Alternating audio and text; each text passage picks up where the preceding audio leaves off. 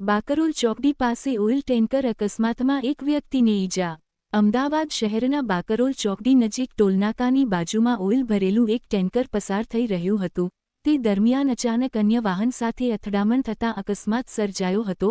અકસ્માતના કારણે ટેન્કરમાંથી રોડ પર ઓઇલ ઢોળાઈ ગયું હતું અને એક વ્યક્તિને સામાન્ય ઈજાઓ પહોંચી હોવાનું જાણવા મળ્યું છે. રોડ પર ઓઇલ ફેલાઈ જતાં વાહનચાલકો માટે જોખમી સ્થિતિ ઊભી થઈ હતી તેમજ ટ્રાફિક જામના દ્રશ્યો જોવા મળ્યા હતા. ઘટનાની જાણ થતાં જ પોલીસનો કાફલો તાત્કાલિક સ્થળ પર પહોંચ્યો હતો અને સ્થિતિને કાબૂમાં લેવા કામગીરી શરૂ કરી હતી. વધુ અકસ્માતો ન સર્જાય તે માટે પોલીસ દ્વારા રોડ પર માટીનો છંટકાવ કરવામાં આવ્યો હતો જેથી વાહનો સ્લીપ ન થાય.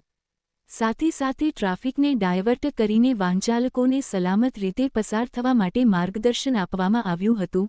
પોલીસની ઝડપી અને સુચારુ કામગીરીના કારણે પરિસ્થિતિ ઝડપથી સામાન્ય બની હતી. ઈજાગ્રસ્ત વ્યક્તિને જરૂરી સારવાર માટે ખસેડવામાં આવ્યો હતો અને સમગ્ર મામલે વધુ તપાસ હાથ ધરવામાં આવી રહી છે.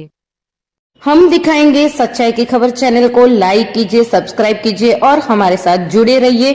हम दिखाएंगे आपको सच्चाई की खबर.